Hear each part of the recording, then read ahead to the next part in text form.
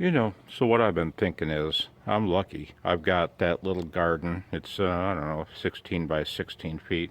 I've got a reasonably good-sized backyard, and I live out in a semi-rural area. If I want to have chickens, I can. If I want to have some rabbits, I can, type of thing. You know what I was thinking, man? Uh, Yesterday, shit hit the fan, right? People think preppers are uh, paranoid, but Walmart now has no more bread, no more ground beef, no more chicken. So, you know what I started thinking, man? Having a 40-meter end fed wire that's 63 feet long. Uh, People say, yeah, you can just throw the end over a bush. You know what? You might have to.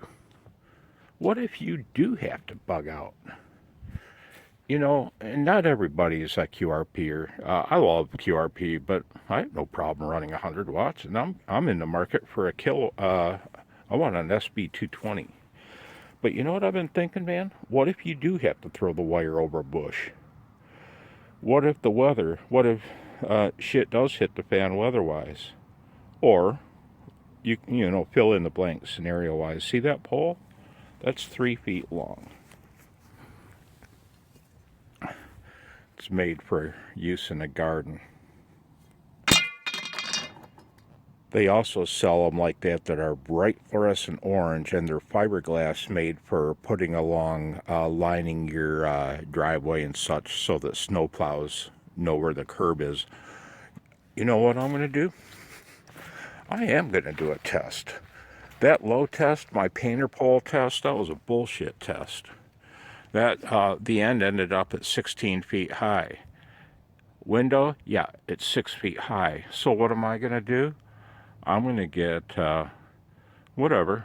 6 or 8 or 10 fiberglass ones. My 40-meter end fed's going to come straight down to the first orange pole there. They're 3 feet long. I'll shove it, 6 inches in the ground. I'll let it stick up a couple feet above the ground. And the wire, when it heads this way like that, that's due west. So that house runs due north and south, and this is due east and west. So my phone didn't like my finger wagging around. I'm going to run a 40-meter NVIS wire 3 feet off the ground, 2 feet off the ground. So it's 6 feet down to the ground. You can do the math. Yeah, the vast majority of the wire is going to head due west, and I'm going to see who I can work with it. I'm going to do some RBN plots using both 5 watts and 100. And if I had a kilowatt, I'd try it that way too. 73. By the way, while I stand here dreaming of summertime antenna projects, it's starting to snow, such as March in Michigan. 73.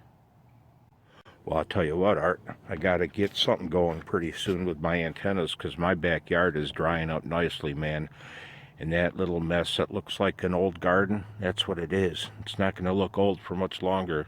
That's going to give us some food, since the grocery stores don't sell it anymore, right? 73.